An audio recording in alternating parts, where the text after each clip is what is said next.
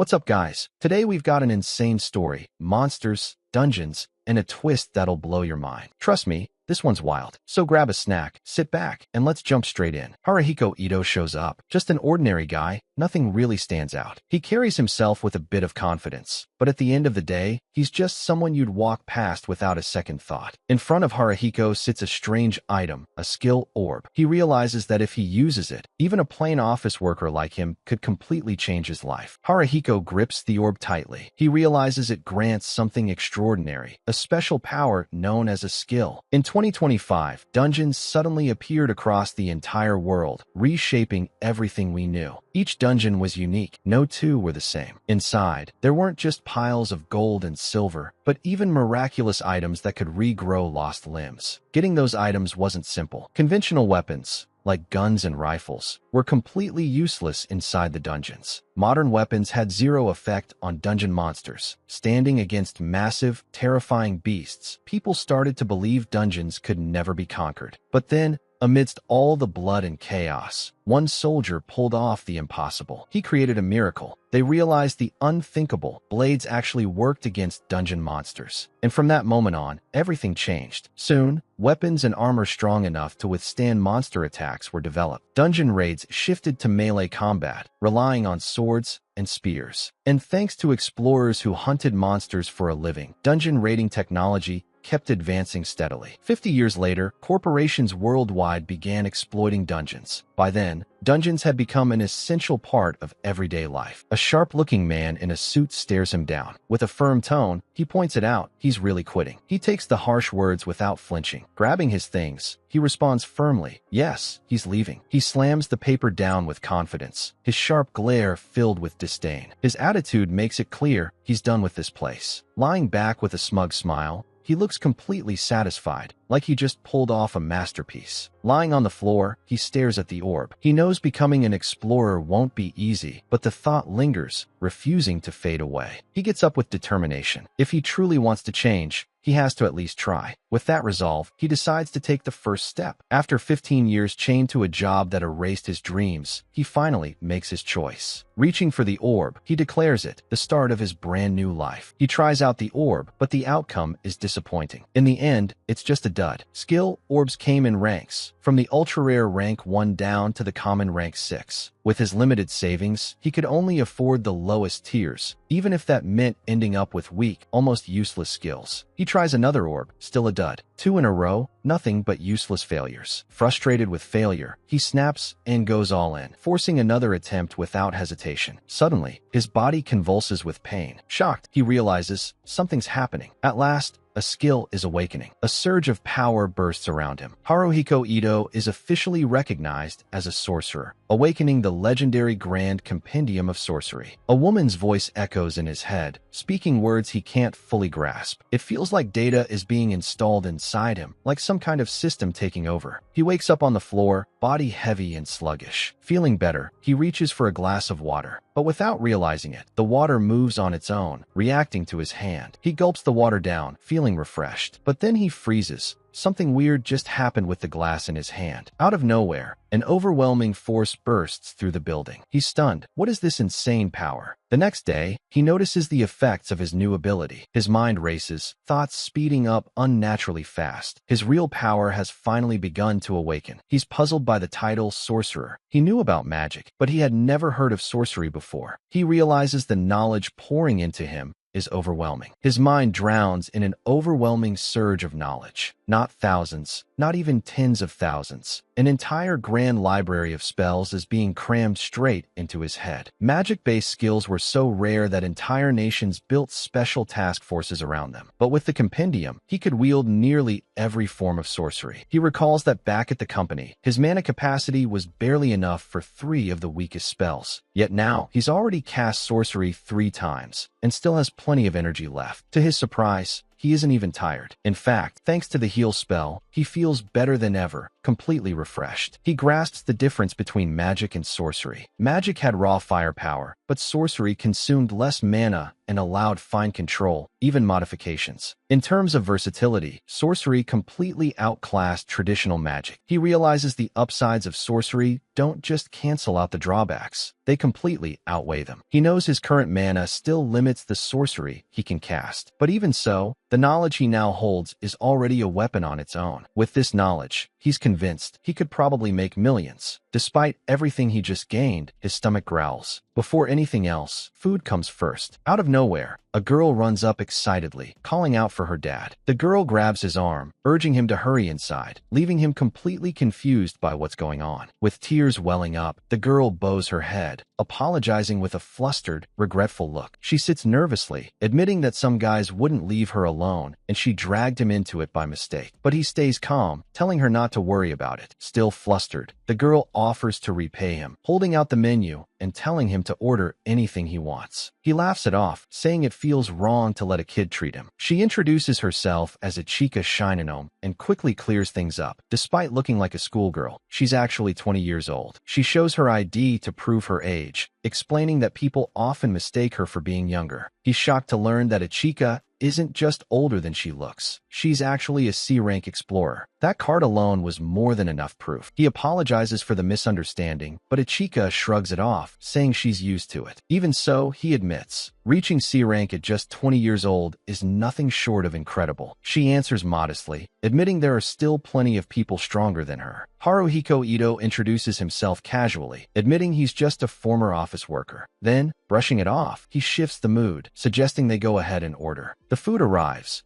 and he thanks her for treating him after all. She brushes it off, telling him not to worry and to eat before it gets cold. He takes a bite and can't help but praise how good it tastes, only to find out it's actually wyvern steak. She explains that thanks to dungeons, even family restaurants can now serve top-quality meat, on par with the finest cuts from the old days. As they eat, he jokes that someday he'd love to try high-end branded beef, or maybe even dragon steak. She's stunned, saying she can't imagine any meat tasting better than what they're eating now. As Haruhiko walks through the restaurant, he overhears people talking. Some wonder if he's just a part-time explorer, while others say if they'd started young with government support, they could have done the same. Haruhiko thinks to himself, without talent, nothing would have worked out. But now that he's gained sorcery, if he gets stronger with it, his whole life could change. Still, he can't just rush in blindly. Haruhiko makes up his mind. There's no need to stand out right away. His plan is clear. Take it slow, move carefully, and carve out his place step by step. As they ate, Ichika noticed Haruhiko lost in thought and asked about it, but he brushed it off with a smile, saying it was nothing. After leaving the restaurant, Haruhiko decides it's time to boost his mana. Haruhiko reveals there's a way to increase mana without leveling up inside dungeons. Haruhiko realizes that to boost his mana, he has to keep burning it non-stop for over 3 hours straight. Haruhiko raises his hand, knowing that no one else could possibly be aware of this hidden truth. Keeping a skill running for 3 straight hours while draining mana is insane. The only other option would be chugging countless mana potions, but that's just as unrealistic. If someone could actually pull it off, they could wipe out an entire army alone. Haruhiko reflects, admitting to himself that pulling this off is basically impossible. With determination in his eyes, Haruhiko declares that with sorcery, what once seemed impossible can actually be done. Haruhiko realizes he can balance mana recovery and consumption through a basic sorcery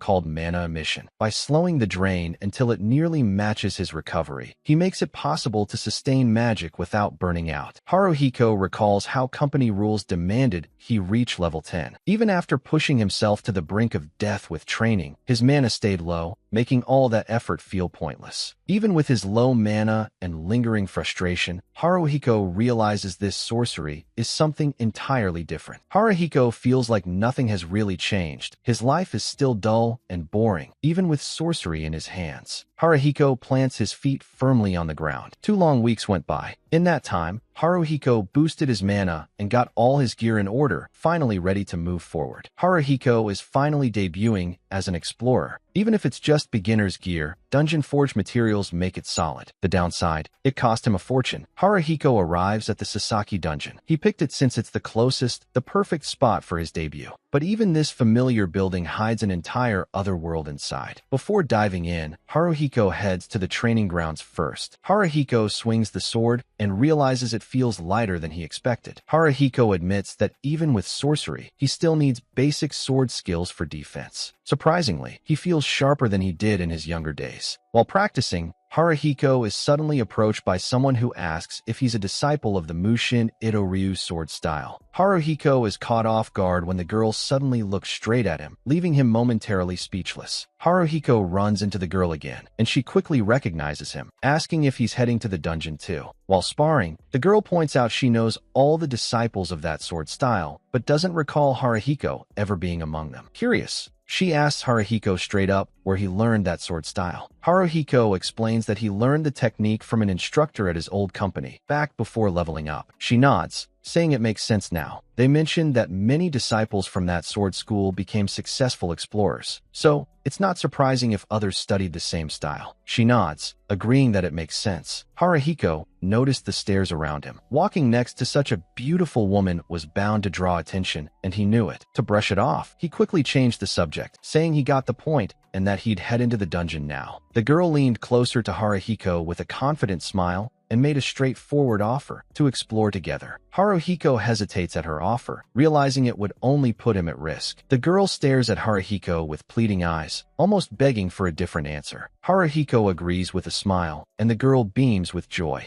Haruhiko faces the moment head-on, ready to move forward without hesitation. Ichika reaches out with a bright smile, inviting Haruhiko to step forward into their next challenge together. Haruhiko accepts without hesitation, and alongside Ichika, he steps forward with determination into the dungeon. As he walked beside Ichika inside the dungeon, Haruhiko quietly wondered what he should even say. Suddenly, Ichika called out to Haruhiko by his last name, catching him off guard. Ichika bows, apologizing without giving much context, leaving Haruhiko confused and asking why. Ichika admits she dragged Haruhiko all the way there, and he realizes she finally noticed it herself. Ichika admits there's a guy at the training grounds who keeps bothering her. She tried to escape, but ended up dragging Haruhiko into it twice. Haruhiko tells Ichika not to worry and thanks her. He says she doesn't need to be so formal, but she points out he's way older than her. In the end, Haruhiko agrees to drop the formalities. Ichika smiles shyly but reaches out her hand to Haruhiko, making it clear she prefers things to be straightforward and casual between them. Haruhiko and Ichika shake hands, sealing their partnership with mutual respect and trust for what lies ahead. Haruhiko calls out to Ichika with energy to start exploring. She agrees with a confident smile, and together they step into the dungeon adventure. As they move forward, Haruhiko and Ichika realize how the dungeon's interior looks completely different from the outside, revealing a mysterious and impressive space. Haruhiko recalls a dungeon he explored before, an endless desert where the environment itself was the greatest threat. Just when he thought he had cleared it, stairs to the next floor appeared before him. Ichika remarks that it sounded rough, and Haruhiko agrees, recalling how tough it really was to get through that place. Haruhiko recalls that when the dungeon turned into a thick forest, it was easy to get lost, and venomous or camouflaged monsters were a real pain. Ichika responds, saying that sounds terrifying. After walking for 20 minutes without seeing a single monster, Haruhiko notices how unusual it is. Ichika then admits she had been unconsciously using intimidation to keep them away. Ichika realizes the reason behind it and, looking unsure, asks if that was a bad thing. Haruhiko was using a skill called intimidation, which burns mana to keep monsters from getting close. Haruhiko realized that the monsters on this floor produced a special material, the same resource used worldwide to make rubber. The monsters' attacks were weak, like a ball thrown by a kid, making it perfect for Haruhiko to avoid revealing his secret skill. Haruhiko mentioned it had been a while since his last dungeon run,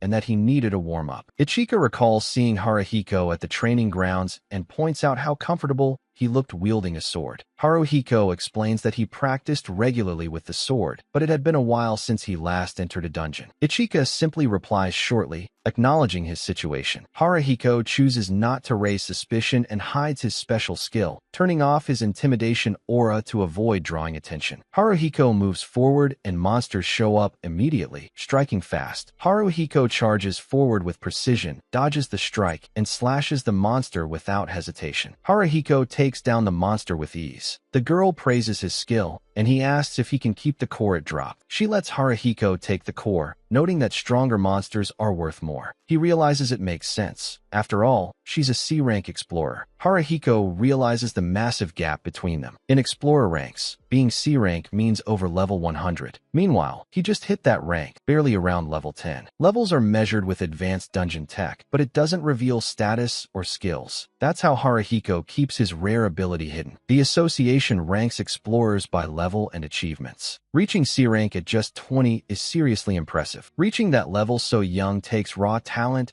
and relentless effort. It's far from normal. Haruhiko and the girl finally spot the stairs leading to the next floor of the dungeon. As they go down the stairs, Haruhiko and Shinonome move smoothly thanks to the intimidation skill. Haruhiko notes that the next enemies should be red slimes. Shinonome says red slimes are tougher than gum bullets, but with Haruhiko's skill, he should be able to handle them easily. Haruhiko and Shinonome spot the red slimes right ahead. A red slime emerges. Its movements are slow and predictable, but the fluid dripping from its body can cause dangerous burns. The red slime strikes suddenly, and Haruhiko narrowly dodges, realizing just how dangerous this enemy really is. Haruhiko notices he's moving smoothly. His mana training and strict routine have sharpened his reflexes and focus, making him more precise in battle. Haruhiko slashes the red slime down with a single precise strike. Haruhiko slices the slime clean in half, shattering its mana core in the process. Haruhiko picks up the mana core, noting it's used as a modern energy source and bought by the association. Haruhiko asks Shinonome to use her intimidation skill, and she agrees without hesitation. Haruhiko realizes the monsters here are weak and not worth much, but he also notices Shinonome sees him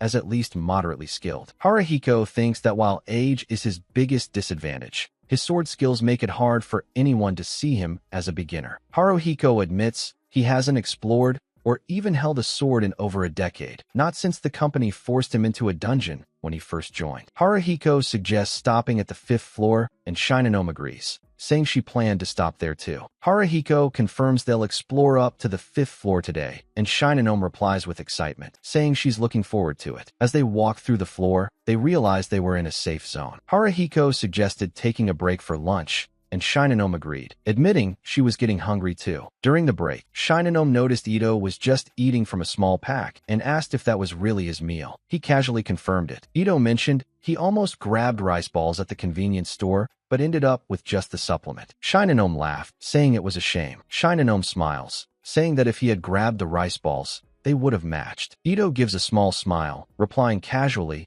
and keeping it simple. She looked like just a normal teen girl, casually eating rice balls. But in reality, she was a 20-year-old explorer already ranked C-class. If she's already C-rank at her age, reaching A-rank is totally possible. Honestly, even now, she's way stronger than him. Even with sorcery, he wouldn't stand a chance against her. She probably has tons of skills too. Ito breaks the silence and asks Shinonome why she decided to become an explorer. As he thought about the question, Ito reflects that being an explorer takes strength and stamina to handle dungeons and fight monsters. That's why most explorers are men, with very few women in the field. He recalls that after Japan's first female S-rank appeared, more women started joining as explorers. Still, that's a recent change, and they remain a minority. She admits she always wanted to be an explorer, but chose work instead and let that dream go. After quitting her job recently, she decided to finally chase it. Shinonome reveals that she's now chasing the dream she had as a kid, to become a top explorer. She listens carefully, but then turns the thought toward herself. She admits her family pushed her into this path, giving her elite training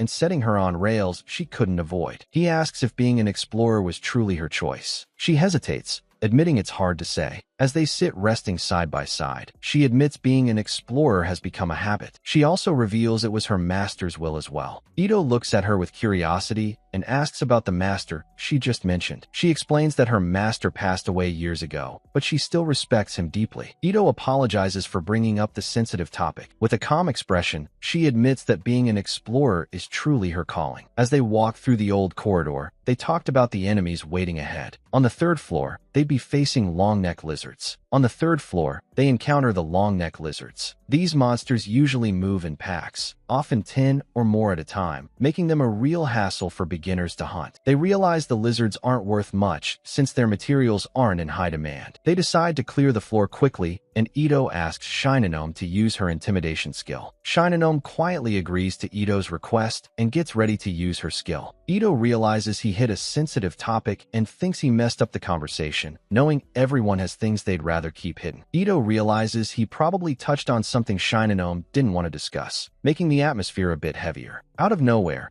two long-neck lizards show up in front of them, signaling that the fight was about to begin. Ikiyou narrows his eyes at the lizards, confirming the enemies had finally shown up. Ikiyou gets ready to draw his sword, but before he can act, Shino reaches out, signaling that she'll take the lead. Suddenly, Ikiyou is hit by an overwhelming pressure. A chill runs down his spine. Shino's killing intent is so intense it freezes him in place. Even though it's not aimed at him, Ikiyou feels Shino's pressure crushing down. The lizards glare at her, but it's like the entire area is being dominated by her overwhelming presence. Shinonome draws her sword confidently, declaring she'll handle this on her own. Shinonome charges forward, slicing through the lizards with sharp, precise strikes, taking them down effortlessly. Ikiyou stares in shock, realizing this is the true strength of a C-rank explorer. Ikiyou realizes Shinonome is on a completely different level compared to the explorers who once trained him. Itou's instincts scream in alarm, his very soul warning him of the overwhelming danger Shinonome carries. Ikiyou realizes the massive gap between them. If he's just a man, Shinonome is a colossal dragon, overwhelming, untouchable, and far beyond his reach. Shinonome shows a hint of surprise and admits she's impressed by what she just witnessed. Shinonome bows slightly and apologizes to Ikiyou, showing respect. Shinonome admits she lost control and took her frustration out on Ikiyou. Ikiyou reflects to himself, wondering why he even felt fear in the first place. Ikiyou realizes that even though Shinonome's strength is basically superhuman, at the end of the day, she's still just human. Ikiyou bows slightly, admitting his mistake and apologizing for prying where he shouldn't have. Ikiyou watches Shinonome, surprised, since he always thought she was the type to stay calm, even when pushed. Throughout their exploration, Shinonome stayed calm, thoughtful with every word, and yet, something about her still felt different. Shinonome dragged him along, practically by force, just to shake off sleazy young explorers hitting on her. He realized too late. Shinonome clearly wasn't herself, and he completely missed it. Shinonome takes a deep breath, steadies herself, and calls out to Ikiyou. Shinonome admits that the real reason she became an explorer isn't something she likes to talk about, but hints that there's more behind her decision. Shinonome smiles and admits it was her fault for not being able to control her emotions. Ikiyou apologizes, admitting that even at 37, he still feels pathetic sometimes. But Shinonome brushes it off, assuring him it's fine and that she's not as fragile as he thinks. Ikiyou laughs it off and promises to be more careful next time, closing the topic. Shinonome smiles softly and asks Ikiyou to just be more careful from now on. Thanks to Shinonome's ability, they made it to the 4th floor with no trouble. Ikiyou acknowledges her strength, but she brushes it off humbly. To anyone else, Shinonome looked like just an ordinary girl, nothing out of the ordinary. Ikiyou realizes he finally understands the true gap between him and a C-rank explorer. If Shinonome fought him seriously, she could cut him down like he was nothing. As they talk about the next floor, Ikiyou asks if the monsters are worth it. Shinonome explains that the giant prawns there are tough to deal with thanks to their iron-like shells and ranged magic. But if captured alive, they can sell for a lot of money. Ikiyou thinks to himself that, as a beginner, he'd probably end up killing the prawns by mistake and losing the entire payout. As they walk, they discuss the situation. Since the prawns aren't plentiful, hunting them isn't worth the effort. Shinonome agrees it's better to just skip them and move on. They mention that if they were eating the prawns themselves, cracking the shells wouldn't matter. Shinonome explains that rock prawns sold in supermarkets are just domesticated versions of the ironclad prawns, and Ikiyou realizes the taste must be pretty similar. Ikiyou figures the taste should be about the same, but Shinonome points out that ironclad prawn meat is firmer, sweeter, and has a richer umami flavor. They agree that if they find any ironclad prawns, they'll take them down and bring them home. On the 4th floor, they notice running water. Every floor seems to have its own unique gimmick. They realize that each floor's environment adapts to the monsters living there. So even within the same dungeon, one floor could be snowing while the next is a blazing hellscape. He admits that on some floors, he wouldn't even need monsters to die. The extreme environment alone would be enough to kill him. As they move forward through the floor, they finally come across their next enemy. Even without using intimidation, they finally come across an enemy in the hallway. Ikiyou charges straight at the enemy without hesitation, hand firmly gripping his sword, ready to strike. Ikiyou charges in with full force, but the monster counters instantly, and the clash explodes with brutal impact. Shinonome watches in shock. Ikiyou had perfectly copied her quick draw style, something he had just seen her use. Ikiyou instantly realized. Shinonome had noticed he was copying her moves. Ikiyou said he used a sword too, and couldn't let Shinonome do all the work. He thought to himself, kind of puzzled, what kind of sorcerer uses a sword? Shinonome was surprised that Ikiyou managed to copy her technique after seeing it just once. But he brushed it off, saying this level of mimicry wasn't anything special. Ikiyou admits that with his current skill, his technique is maybe only 10% accurate. Shinonome points out that for someone at his level, using that technique so quickly isn't normal. To her, that was proof of real talent. Ikiyou replies humbly, saying it has nothing to do with talent, but rather thanks to the grand compendium of sorcery. Even so, he thanks her for the compliment. They celebrate the outcome of the hunt. They manage to secure a great haul for ironclad prawns. As they walked, his stomach growled, showing his hunger. She laughed, saying they'd split the catch evenly. He admitted he was a little hungry, and she, cheerful, said she couldn't wait to eat. He realizes he should have packed more food and admits that instead of using magic, he ended up relying only on his sword. As he walked through the hallway, he reflected on the challenges ahead. There would be times when sorcery would be hard to rely on, or when they'd end up spending longer than expected inside a dungeon. They move through the halls and arrive at a new floor. Ikiyou confirms,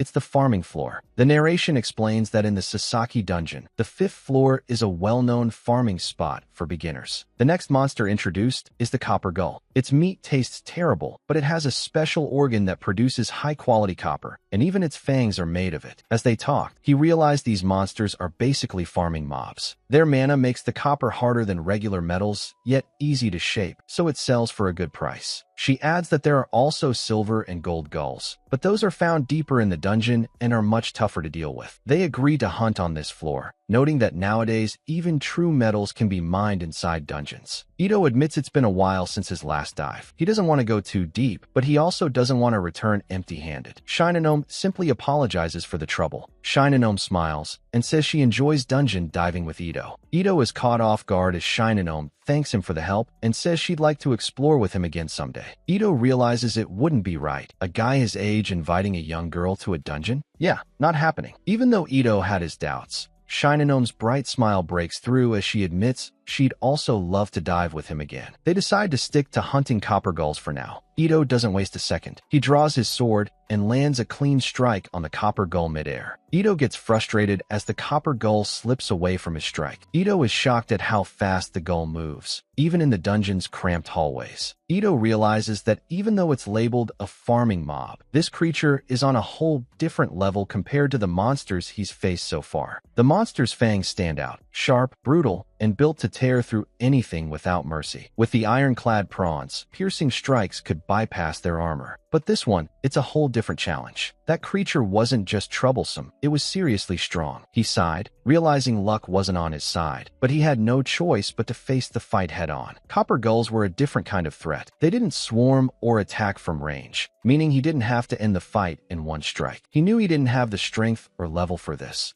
So it was all or nothing. He took a deep breath, ready to face it head-on. Without sorcery, this would have been his limit, but now he was determined to kill using magic. The monster lunged forward with rage, but he stood his ground, ready to strike back. Shinonome watched in shock as he made the bold choice to push the offensive. They were caught off guard, not knowing where that came from. Both of them froze, staring at the unexpected presence and wondering why that person was here. A group showed up in front of them, saying they were also hunting on that floor. Ikiyou accepted the situation, realizing there wasn't much he could argue about. The group introduced themselves as D-rank explorers and immediately pointed out that Ikiyou looked like nothing more than a rookie. The explorers pointed out that while Ikiyou had decent sword skills, he didn't even know how the monsters worked. To him, they were just seagulls with copper fangs, nothing more. The copper gulls circle, ready to strike. One explorer states it plainly. Hunting them alone is suicide. It's a team job. Ikiyou feels the weight of it. The copper gulls dive in, but the group blocks with their shields. The explorers strike in perfect sync, landing a solid hit on the copper gull. Ito thinks to himself, their strike was flawless. The explorer brags, claiming he took down the copper gull without using magic, just by knowing how it fights. He adds that if he had used magic, Ito wouldn't have learned anything. The group makes it clear they wanted to show the value of technique. Ito admits they're annoying, but their teamwork is flawless. The explorer emphasizes again, they're D-rank, experienced, not beginners. Shinonome steps in, stating that Ito may lack experience as an explorer, but he's genuinely skilled. The explorer mocks Ito, saying he's trash as an explorer despite having some skill with the sword. Shinonome fires back, calling him a lousy adventurer and an even worse gentleman. Ito tells Shinonome not to worry about him, insisting they're just wasting time here. The explorer arrogantly warns that if Ito and Shinonome keep this up, they'll end up as monster food. He reminds them that dungeon work means staking your life on the line. Ito reflects that without the Grand Compendium of Sorcery, he's still just a rookie, and at this rate, he might screw up someday. They reach a transfer portal, the standard exit for the floor. The group notes how convenient Sasaki Dungeon is, with transfer portals every 5 floors. They're relieved they don't have to deal with the harder dungeons that don't have them at all. Crossing the portal, he feels for a moment like his body isn't his own. Ito feels like his body is broken down into particles and rebuilt anew. Shinonome tells him they've arrived. They note that since a dungeon is another space, teleportation inside barely affects reality. But transferring between worlds would break countless laws. Ito thinks that if transfer portals existed everywhere, life would be much easier. Ito remarks that such a system will probably never exist, then thanks her for today. Shinonome smiles, admitting that guy was annoying, but the dungeon run itself was fun. Ito smiles awkwardly, glad Shinonome enjoyed herself, while mocking the brown-haired rival in his thoughts. Shinonome pulls out her phone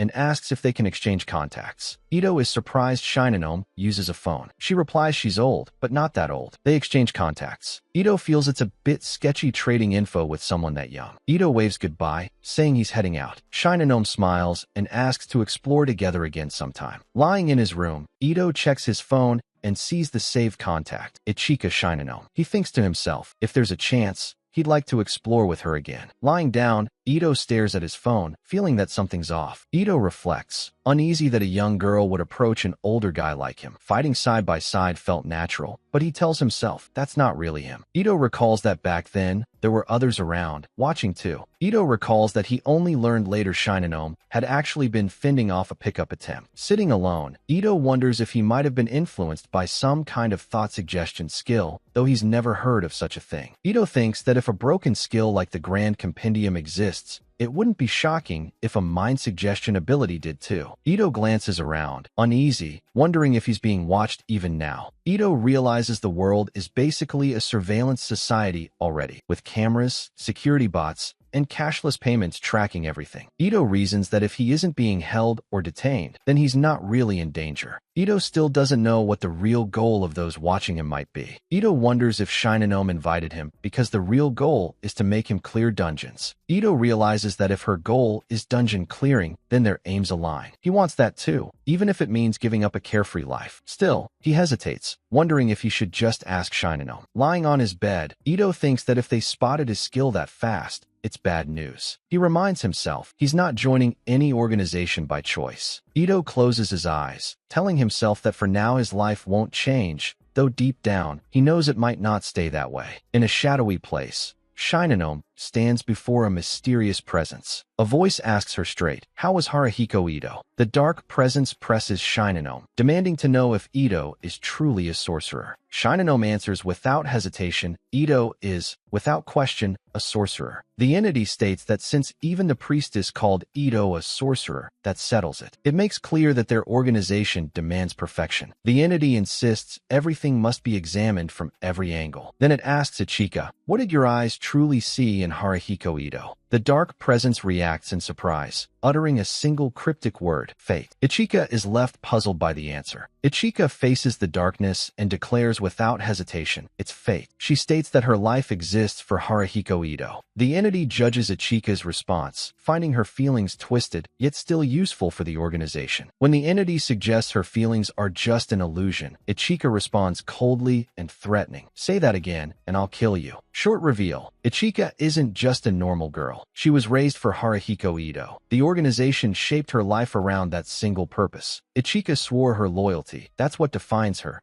the entity notes. Twisted, but useful, Ito sleeps unaware for now. The truth is, Ichika never had a choice. Born into a forced destiny, all she can do is embrace it as happiness rather than curse it. The entity concludes that if Ichika is motivated, all the better. Before leaving, she's given only one order. With a serious gaze, Ichika delivers the cryptic message, "There was a dog." The entity grasps the message about the dog and decides it's an issue they should handle themselves. With a gentle smile and an almost intimate tone, Ichika says she's looking forward to the next run with Haruhiko Ito. At the table, Ito looks at the simple meal in front of him and remarks that it looks delicious. Ito takes a bite of the meal with anticipation, quickly surprised by the taste, almost moved by how good it is. Ito enjoys the rich taste of wyvern meat, completely hooked. He recalls taking the risk of trying it at a family restaurant once, and ever since, he's been addicted. Ito realizes that cooking the meat to his own taste beats any restaurant. The fact that he hunted the monster himself makes the meal hit even harder. After finishing his meal, Ito gathers himself and decides it's time to think about what comes next. The next morning, Ito goes about his routine as usual. He knows he's being watched, but decides he won't act until they make the first move against him. Ito makes up his mind. For now, it's all about dungeon grinding. Ito realizes that by raising his level and mana capacity, he'll unlock a wider arsenal of sorcery spells to command. Ito realizes some sorceries don't even count as magic. They're in a league of their own, far stronger than ordinary spells. Ito thinks about how sorcery holds massive advantages because it's so hard to master. To unleash its true power, he has to fully grasp each spell's essence. Otherwise, he'll just waste mana on watered-down versions. But thanks to the grand compendium of sorcery, he has the knowledge to cast them in their true form. Ito realizes that using his sorcery comes with basically no risk. He realizes that sorcery carries almost no risk, yet always promises a big return. Ito thinks to himself that no matter how strong Shinonome is, she's not unbeatable. Even with Shinonome's insane, cheat-level strength, Ito knows she's not untouchable. Ito charges at Shinonome, relying on his physical boost and dynamic vision boost to keep up with her speed. Shinonome charges in with her blade at high speed, but Ito raises his hand, ready to activate his defensive sorcery. Ito faces Shinonome head-on mid-motion, considering faking a reckless strike to catch her off guard. Ito considers an extreme tactic, triggering an explosion around himself, risking his own safety, but ensuring Shinonome alone takes the full blast. Ito realizes that pulling off that move would drain all his mana, but it might just be enough to take Shinonome down. Ito realizes the organization backing Shinonome must be massive. If they've already figured out his abilities, there's no point in fighting back alone. Ito knows that going against such a powerful organization would just be a death wish. From the organization's perspective, Ito isn't even at the negotiation table. To them, he's just a disposable piece. Ito realizes he's being too paranoid. No one has tried to harm him yet, so for now, playing it safe is still the smart move. Ito looks at the city and declares, it's time to dive back into the dungeon world. At the station, Ito stands quietly as the train approaches. Ito steps into the train, thinking about how they used to be crammed with people, but now it feels completely different. Inside the train, Ito looks around and starts focusing on what he needs to get done today. Ito walks through the train car, realizing that since he's armed, a private car would have been safer, though way too expensive. With cheaper cars, affordable fuel, and automated driving, the driverless car industry skyrocketed. As driverless cars took over, train demand dropped to less than half. Even so, Ito still chooses to ride the train. Ito thinks about it and realizes automated trains are cheaper, so he figures he can hold off on getting a car for now. As Ito makes his way through the crowded station, a curious kid looks up at him and bluntly asks if he's an explorer. The kid's eyes shine with excitement as he asks if Ito really slices monsters in half with his sword. Ito crouches down, admits he's an explorer, but also wonders if the boy might just be lost. Ito plays along, showing the kid how he slices monsters with his sword, making the boy cheer with excitement. But then, the boy's mother shows up, calling him back, and he quickly runs to her. The mother grabs her son's hand, scolding him for talking to a stranger. With no choice, the boy pouts and leaves with her, while Ito just watches quietly. Ito keeps walking, but he can't shake off the look that woman gave him, like he was some criminal about to kidnap her kid. Ito realizes his gear makes it obvious he's just a low-rank explorer. In that wealthy district, the upper class tends to lump C-rank and below explorers together with criminals and lowlives. The ranking system decides everything. Once you hit B rank, people start noticing you. But reaching A rank means money and social status.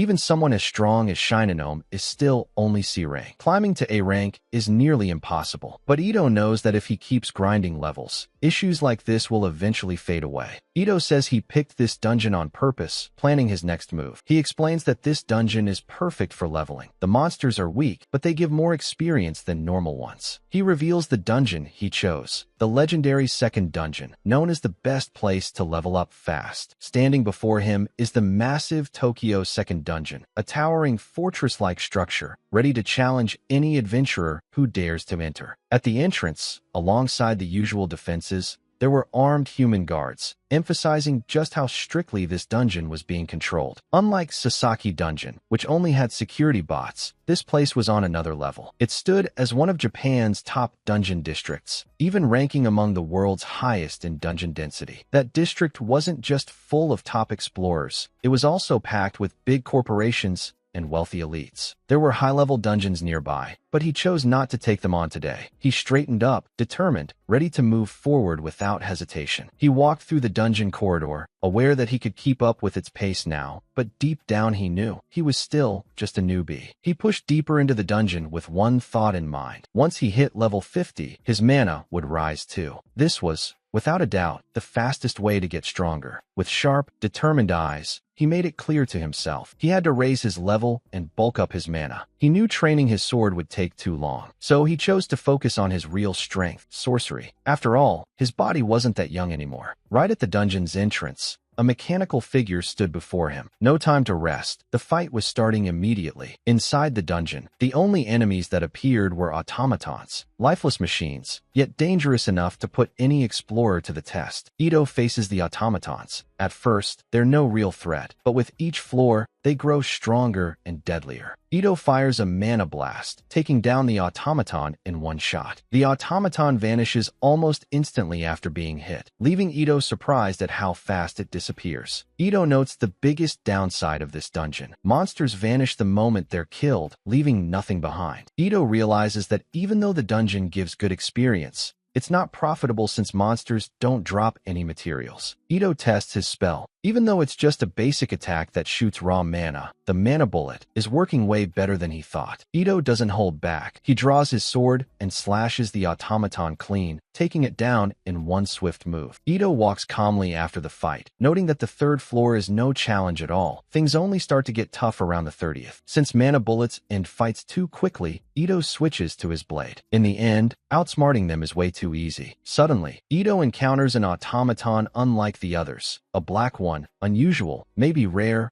or even unique. Ito recalls an A-rank explorer who commands a rare dragon, a top-tier monster, reminding him just how insane and dangerous this world really is. Ito recalls that the name of that legendary explorer was Tim. Ito wonders if it's really possible to make monsters obey like pets. Either way, he feels lucky to be in this situation. Ito realizes that whether it's a rare or a unique monster, the materials would sell for a fortune. But then, something makes him pause and reconsider. Ito recalls that in this dungeon, monster corpses are absorbed the moment they die. That means collecting materials is pointless. Still, he can't shake off the feeling that something's off. A chill runs down Ito's spine. Something definitely feels off. Ito realizes this enemy is different. This time, he'll have to fight seriously. The black automaton reveals glowing eyes and strikes with ferocity, proving it's no ordinary enemy. The black automaton strike nearly hits Ito. He realizes he underestimated this opponent. Ito swiftly raises a magical barrier, keeping his distance from the enemy while preparing his defense. Ito faces the battle with a confident grin. He knows there's no point holding back against an opponent like this. It's time to go all out. Ito realizes this monster is on a whole other level, far beyond the usual weaklings. The black automaton unleashes a heavy aura, radiating raw power far beyond ordinary monsters. He stares at the black automaton, realizing that running into something this dangerous so early is just bad luck. Behind his barrier, he sizes up the enemy, trying to figure out his next move. He realizes the automaton is designed for close combat, a direct and dangerous opponent. He realizes this enemy is on a completely different level compared to the rest. The automaton shows overwhelming strength, proving its way beyond the usual. Even while standing still, Ito feels his mana draining. He's got reserves from training and leveling, but at this pace, he knows he needs to tip the scales fast. Ito channels his energy, gathering power in his hand, ready to act without wasting a second. Ito unleashes a burst of condensed flames, firing multiple blazing shots at the enemy with deadly speed. With a sharp and focused gaze, Ito triggers his spell, causing the fire bullets to suddenly detonate. The blast erupts, but the black automaton moves with incredible speed, dodging just in time, leaving Ito shocked at how fast his opponent really is. Ito knew he couldn't swap magic mid-fight. If he started with fire,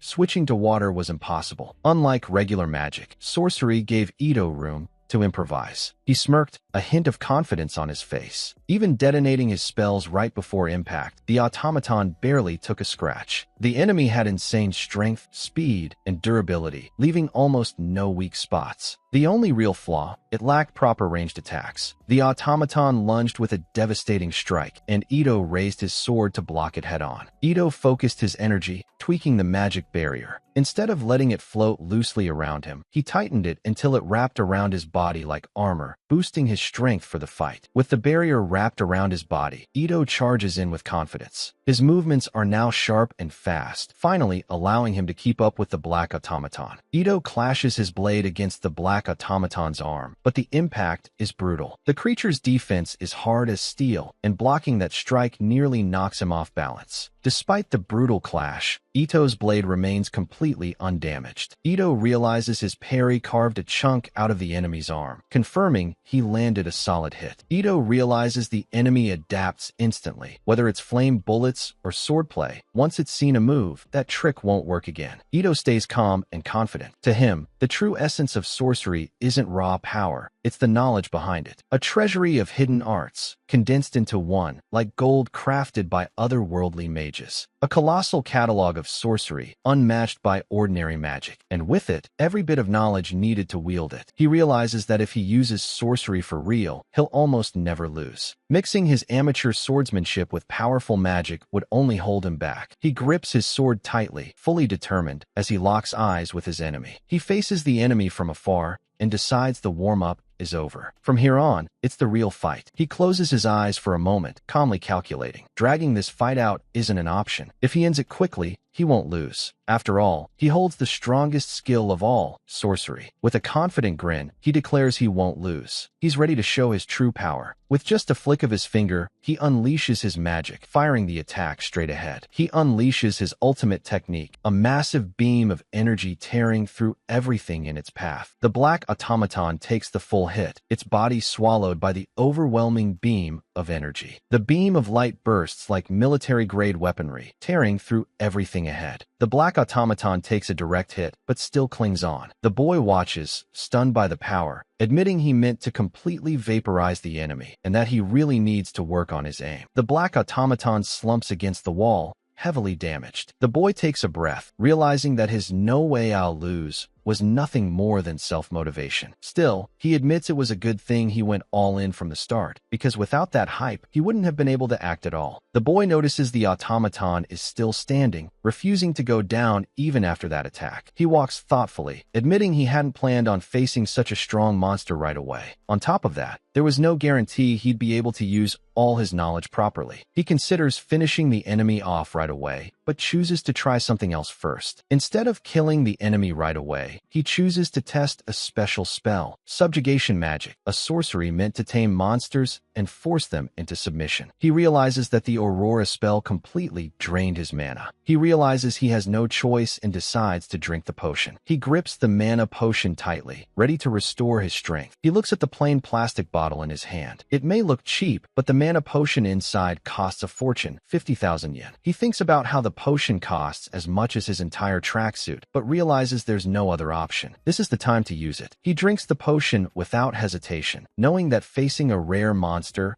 and getting the chance to tame it is an opportunity that won't come often. He grimaces in disgust, realizing he has to drink the entire potion at once, even though it tastes awful. He stares at the full bottle, discouraged by how much is left to drink, but with no choice but to keep going. He grimaces in disgust, but finally manages to swallow the entire potion, letting out a relieved sigh afterward. After drinking the potion, he feels his energy return. Normally, mana recovers on its own, but in critical moments, that extra boost makes all all the difference. Now, determined, he prepares to cast the taming sorcery. The taming spell manifests a collar that's placed on the creature to make it submit. Subjugation works differently. He casts it and realizes the enemy can't move anymore. A magic symbol appears on the enemy's forehead. He thinks that if it counterattacked, he'd have no choice but to kill it. He looks surprised as the enemy releases a strange energy, almost like it finally submitted. He looks at the subdued enemy, realizing this was his very first successful subjugation. He hadn't planned on taming monsters anytime soon, but figures if more chances come up, he might as well. Suddenly, something catches him off guard. Suddenly, the monster's body begins to change, radiating a dazzling light. To his shock, a feminine figure emerges from within, leaving him completely stunned. The light fades,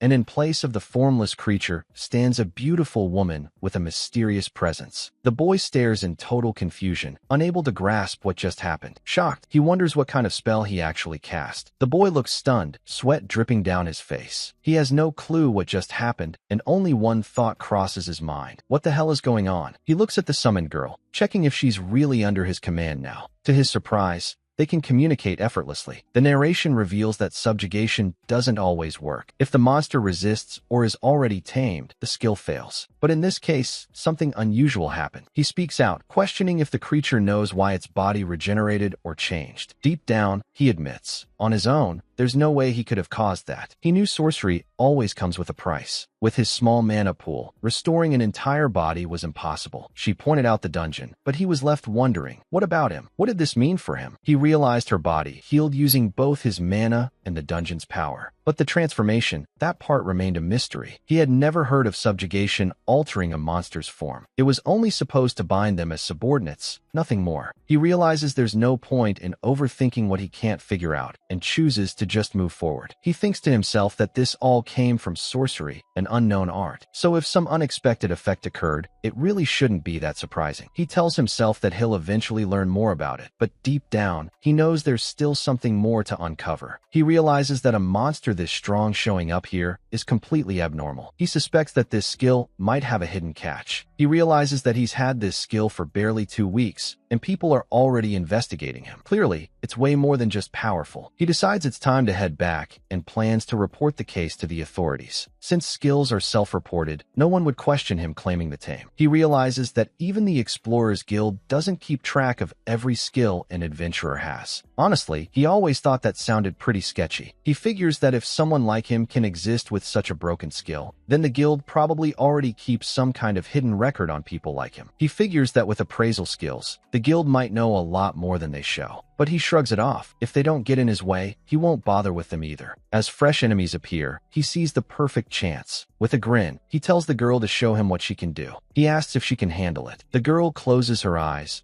takes a deep breath, and steps forward, ready to prove her strength. Suddenly, the girl leaps forward with incredible speed and power, catching Ito off guard. He watches in shock as she prepares to show what she's truly capable of. She charges forward without hesitation, crushing the enemies in seconds with overwhelming power. He watches, amazed by her power, yet can't shake the feeling that something about this is off. She looks pure, even elegant, but recalling that deadly fight earlier and the power she displayed, he realizes he can't judge her by appearances alone. He finally realizes what stands before him, not just some creature, but a true Valkyrie, radiating power and majesty. He quietly confirms, yeah, she's a Valkyrie. He suggests shortening her name, calling her simply Val. He reaches out his hand and makes it official. From now on, her name is Val. Back in the room, he slumps into his chair, exhausted, while Val watches him curiously. Then, he casually asks her what she usually eats. He places his hand on Val's head, uneasy about the answer. Awkwardly, he blurts out his concern. No way it's humans, right? He realizes Val is directly absorbing mana from him. Surprised, he understands. That's how mana works in this strange bond. He recalls the memories he gained. Mages who researched mana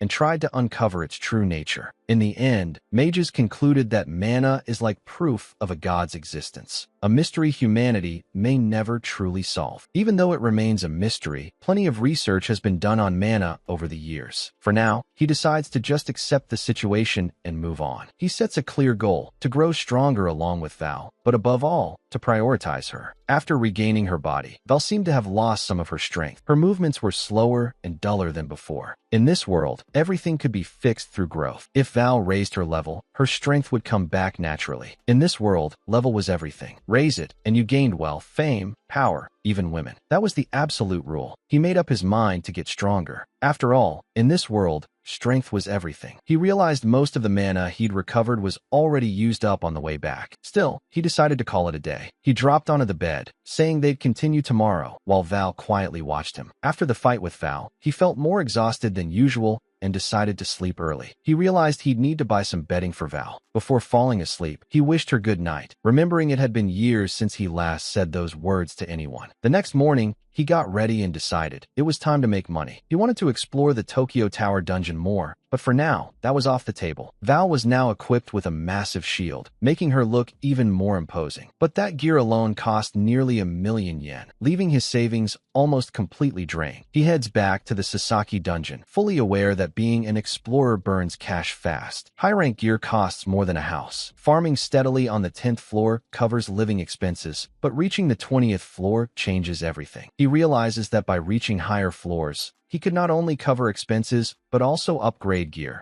and still have extra to spare. He calls Val to follow him, and she, overwhelmed with emotion, can't hide the sparkle in her eyes. Val, full of energy, runs ahead with eyes sparkling with curiosity. He watches from behind, surprised at how fired up she suddenly became. That's it for today's recap. If you had fun, smash that like button, drop a comment with your thoughts, and don't forget to subscribe for more crazy stories. See you in the next one.